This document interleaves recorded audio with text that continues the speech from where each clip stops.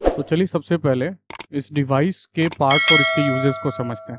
ये आपके सामने दो डिफरेंट टाइप्स का वर्नियर कैलिपर है। इनके पार्ट्स को क्या बोलते हैं वो समझते हैं। ये अपर जॉज है ऊपर वाला, ये लोअर जॉज है, ये अपर जॉज है, ये नीचे वाला लोअर जॉज है। ये लॉक स्क्रू है, इसको आप टाइट कर देंगे तो ये मूवमेंट नहीं करेगा और इसको ढीला करेंगे तो ये मूवमेंट करेगा। ये थंब स्क्रू है जिससे आप इसको आगे पीछे कर सकते हैं। ये जो चीज़ है इसमें डेप्थ मेजर करने के काम में आता है। जैसे मान लीजिए इस बॉटल के कैप का डेप्थ आपको मेजर करना है तो आपको इसी हिसाब से इसको ऊपर नीचे करके आप इसको मेजर कर सकते हैं। जैसे ऐसे करके आपका जो भी डेप्थ सही आ रहा है उसको ऐसे करके आप मेजर कर लेंगे। अगर आपको इनर डायमीटर यूज मेजर करना है तो आप ऊपर वाले जॉज का यूज करेंगे। अगर आउटर डायमीटर मेजर करना है तो नीचे वाले जॉज का यूज करेंगे, लोअर जॉज का यूज करेंगे। ये सब इसके पार्ट्स हैं। सिमिलर इसमें भी है, ये थंब स्क्रू है। इसमें लॉक स्क्रू नहीं है क्योंकि ऑलरेडी अपने आप लॉक हो जाता है, अपने आप लॉक होता है। और अपर जॉज लोअर जॉज इसमें भी डेप्थ रॉड है डेप्थ मेजर करने के लिए। ठीक है, ये सब जनरल पार्ट्स है। इसका उतना इंपॉर्टेंस नहीं है जितना आपके मेजरमेंट करने में बाकी ये दो चीज़ों का इंपॉर्टेंस है। ये आपका ऊपर में जो आप देख रहे हैं ये सारा जो कट मार्क्स है ये सारा मेन स्केल कहा जाता है। और ये नीचे वाला भी जो लंबा लंबा है ये फिर क्या है, ये अगर मेन स्केल है तो ये भी मेन स्केल है। अगर आप ध्यान से यहाँ पे देखें तो ये इंच है, तो ये मेन स्केल किस में है, इंच में है, और ये मेन स्केल सेंटीमीटर में है। अगर आप यहाँ ध्यान से देख पा रहे हो तो सिमिलर इसमें भी वही है, यहाँ इंच में है और यहाँ सेंटीमीटर में है, इंच और सेंटीमीटर। तो ये दोनों ऊपर वाला मेन स्केल है, एक इंच में है, यूनिट्स का बस फर्क है। ये अपना वर्नियर स्केल है, ये अपना वर्नियर स्केल है। सिमिलर इसमें भी ये हमारा वर्नियर स्केल है और ये वर्नियर स्केल है। तो हम लोग को मेनली नीचे वाला, क्योंकि हम लोग सेंटीमीटर्स में मेजरमेंट करेंगे, मेन स्केल और ये जो है वर्नियर स्केल, इसकी सबसे ज़्यादा ज़रूरत पड़ेगी। अगर इस डिवाइस को आप अपने पास पाते हैं तो इसमें आपको ये मेन स्केल और ये वर्नियर स्केल की ज़रूरत पड़ेगी। तो अब हम लोग रीडिंग लेना सीखेंगे।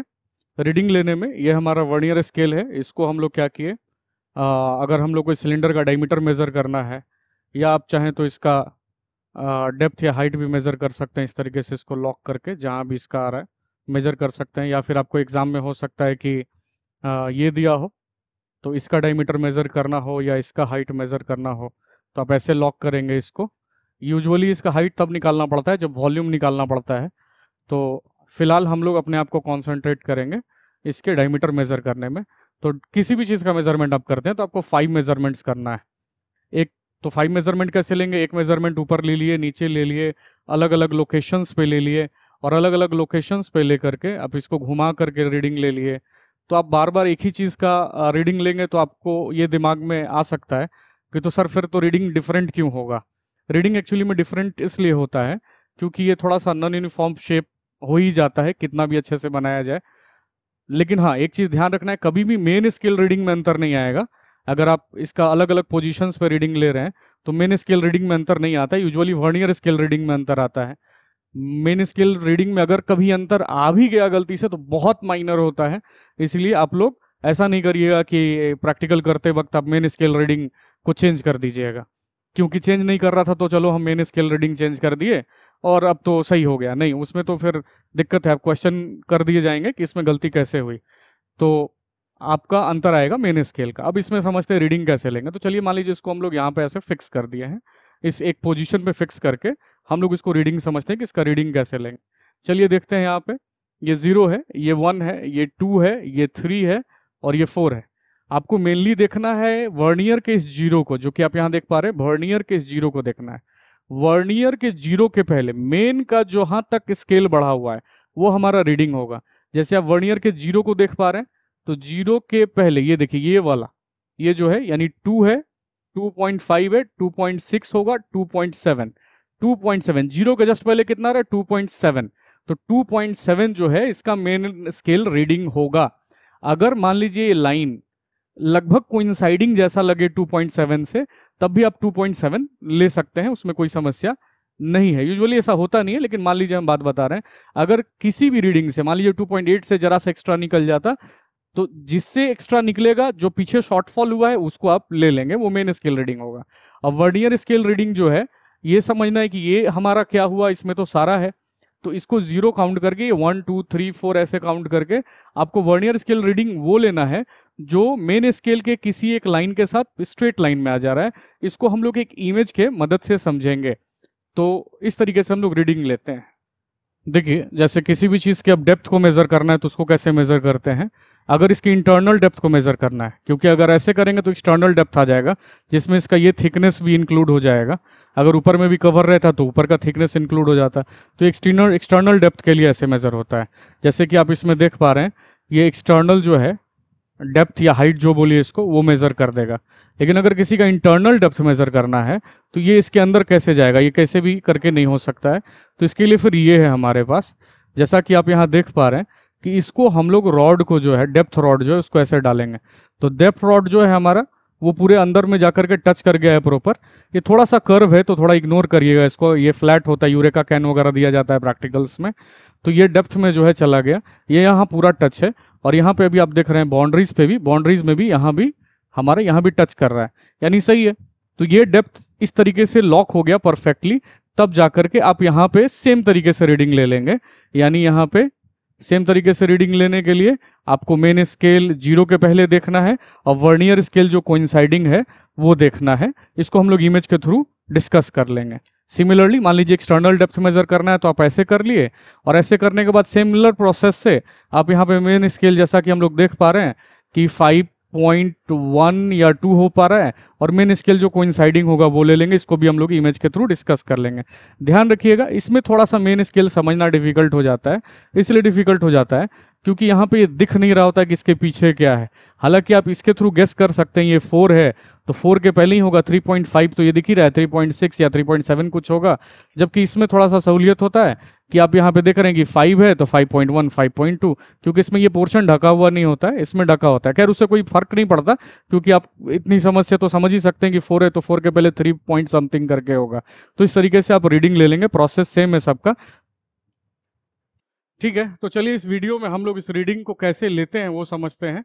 जैसा कि आपने देखा कि डिवाइस को हमने फिट कर रखा था, जैसे यहाँ पे फिट है, तो उस समय हमारा रीडिंग कुछ इस प्रकार का आ रहा था उस वीडियो में। अब इमेज के माध्यम से इसको समझते हैं हम लोग कैसे ये काम करेगा। देखिए, यहाँ पे हम लोग को, हमने आपको जैसा बताया कि ये हमारा जो 0 है वर्नियर स्केल डिवीजन का, उसके पहले का रीडिंग, यानी आपको ये लेना है वर्नियर स्केल के 0 के पहले का, वर्नियर स्केल के 0 के पहले का रीडिंग लेना है। तो ये 2 है, 2.1, 2.2, 3, 4, 5, 2.5 हो गया, 2.6, 2.7। तो मेन स्केल रीडिंग कितना हो गया? मेन स्केल रीडिंग जो है, मेन स्केल रीडिंग हमारा हो गया 2.7। अब इसमें किसी चीज की लंबाई मेजर करनी हो, डेप्थ मेजर करना हो, वॉल्यूम मेजर करना हो, डेंसिटी मेजर करना हो, सब में आपको लेंथ तो मेजर करना ही पड़ेगा।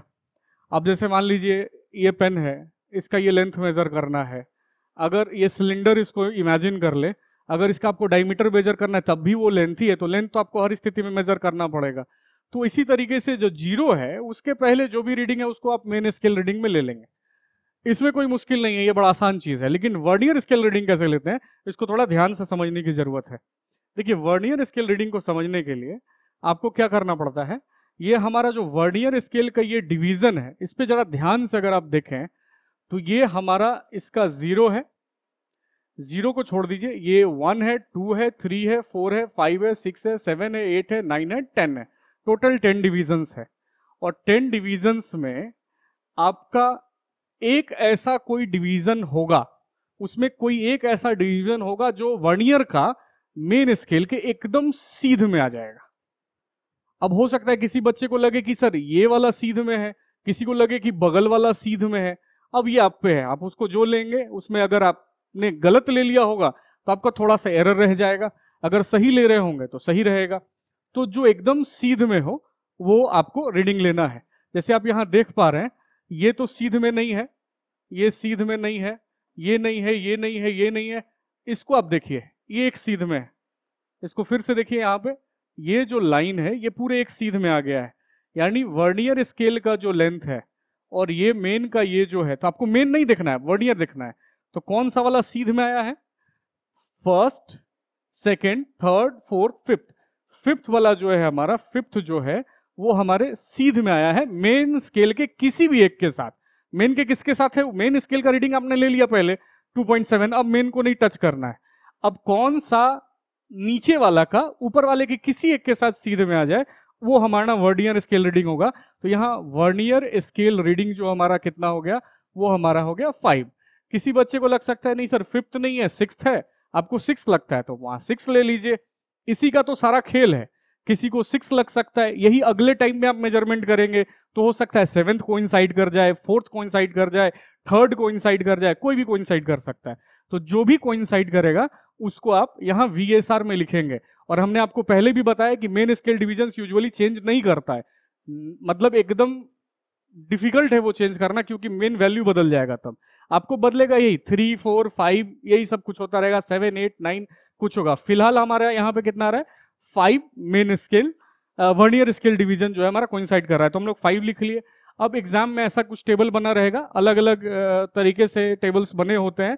आपको टेबल्स के कॉन्सेप्ट को पहले आप समझ जाएंगे तो किसी टाइप का टेबल है आप वहां फिलअप कर देंगे। हमारा मेन स्केल रीडिंग क्या आया था पीछे? मेन स्केल रीडिंग हमारा आया था 2.7। तो उसको अपने, ये सीरियल नंबर है, 5 रीडिंग्स लेने के लिए कहा जाता है। 5 रीडिंग्स अलग अलग लोकेशंस पे करना है, आपको पहले से बताया है। तो अब मेन स्केल रीडिंग 2.7 क्योंकि हर बार सेम ही आता है, अगर डिफरेंस आएगा तो 2.69 करके कुछ आएगा, तो 7 ही हो गया। 2 मतलब ऐसा वैल्यू रहेगा कि 7 को टच कर जाए, ठीक है। तो वर्नियर स्केल रीडिंग क्या हो गया? 5 हो गया। अगले टाइम में 6 हो सकता है, किसी का 4 हो सकता है, 3 का 2 हो सकता है, किसी का मान लीजिए 2 हो गया। तो वर्नियर स्केल रीडिंग आपको यहां लिख देना है। सबसे पहले क्या लिख देना है? मेन स्केल रीडिंग लिख देना है जो कि 2.7 है। वर्नियर कौन सा कोइंसाइड कर रहा है, अलग अलग लोकेशंस पे करके यहां लिख देंगे। और वर्नियर स्केल रीडिंग जो आया है उसको आप लीस्ट काउंट से मल्टीप्लाई करेंगे। लीस्ट काउंट हमारा क्या था? 0.01 सेंटीमीटर। मिलीमीटर में ये नहीं था, मिलीमीटर में क्या था हमारा? मिलीमीटर में 1 mm तो मीटर स्केल का होता है, बाई 10 डिविजन्स में बांटा जाता है। इसके लिए आप वो वीडियो देख लीजिएगा लीस्ट काउंट वाला, तो 0.1 mm आता है। लेकिन हमने यहाँ पे 0.1 नहीं लिखा है, 0.01 लिखा है। ऐसा क्यों? क्योंकि जो वर्नियर स्केल होता है उसका जो मेन स्केल है 2.7, ये सेंटीमीटर में आया है। तो आप सेंटीमीटर में आया है और ये मिलीमीटर में ले आएंगे, तो अब इन दोनों को जोड़ेंगे कैसे? इसलिए इसको भी सेंटीमीटर में लेके आए हैं। तो ये सेंटीमीटर वाला लिस्ट काउंट हमने यहाँ लिखा। और अब हमको क्या करना है? जो x है और जो हमारा यहाँ y है, ये दोनों को ऐड कर देना है। इसको मल्टीप्लाई करना है फिर ऐड कर देना है। ऐड करके हमारा क्या आ गया? हमारे यहाँ पे आ गया 2.75। 6 होगा तो कुछ इस तरीके का 2.76, 2.74, 2.73, 2.72, ऐसा करके कुछ कुछ वैल्यूज अपना आ जाएगा, ठीक है, जब आपका ये मल्टीप्लाई करके निकालेंगे तो ये अलग अलग वैल्यूज आ गए। अब क्या करना है आपका? एक्चुअल रीडिंग के लिए सारे का मैथमेटिकल एवरेज निकाल देंगे आप। तो मान लीजिए इसको A1 मानते हैं, 2 मानते हैं, 3 मानते हैं, 4 मानते हैं, 5 मानते हैं, तो आपको क्या करना है? एवरेज वैल्यू निकालना है। A1 प्लस A2, आपको A1 A2 एग्जाम में नहीं लिखना है। 2.75, 2.76 ये वैल्यूज यहाँ पे डालना है, 5 से डिवाइड करना है, आपका आंसर यहाँ पे आ जाएगा। यही आपका रीडिंग है, बस इतना करके आपका काम हो जाएगा। लेकिन हाँ, यहाँ पे एक जीरो एरर का भी अलग कॉन्सेप्ट है। अगर हम लोग ये मान के चल रहे हैं कि इसमें जीरो एरर हुआ ही नहीं, तो जीरो एरर हुआ नहीं तो सेक्शन लिखना ही नहीं है, आपको सिर्फ यही आंसर हो जाएगा। लेकिन अगर जीरो एरर हो गया तो जीरो एरर को कैसे लिखते हैं, इसके लिए हमने एक डिटेल्ड वीडियो बना रखा है, आप उसको देख सकते हैं कि जीरो एरर को कैसे इक्वेट करते हैं। फिलहाल हम थोड़ा सा कॉन्सेप्ट उसका बता देते हैं। देखिए, जीरो एरर लिखने के लिए ना, जीरो एरर 2 तरीके का हो सकता है, पॉजिटिव जीरो एरर और निगेटिव जीरो एरर। अगर निगेटिव जीरो एरर हुआ है तो यहाँ पे माइनस के साइन के साथ लिखाएगा, तो माइनस माइनस प्लस हो जाएगा और वो वैल्यू ऐड हो जाएगा। मान लीजिए जीरो एरर कुछ हुआ, 2, 3, 4, 5 कुछ हुआ, तो जीरो एरर को डायरेक्ट यहां नहीं जोड़ देना है 2, 3, 4, 5, उसको भी लिस्ट काउंट से मल्टीप्लाई करके ही ऐड करना है। ध्यान रखिएगा, जीरो एरर जो हमारा जो भी वैल्यू आ रहा है उसको लिस्ट काउंट से मल्टीप्लाई करेंगे। अगर वो निगेटिव जीरो एरर है तो माइनस साइन के साथ लिखेंगे, अगर वो पॉजिटिव जीरो एरर है तो उसको प्लस साइन के साथ लिखेंगे। तो जब आप प्लस साइन के साथ लिखेंगे यानी वो जीरो एरर मेन वैल्यू से माइनस होना है, और अगर निगेटिव जीरो एरर आया हुआ है तो वो माइनस साइन के साथ लिखेंगे तो माइनस माइनस प्लस होना है। इस तरीके से आपका टोटल रीडिंग निकल जाएगा। ये हमारे वर्नियर कैलिपर में।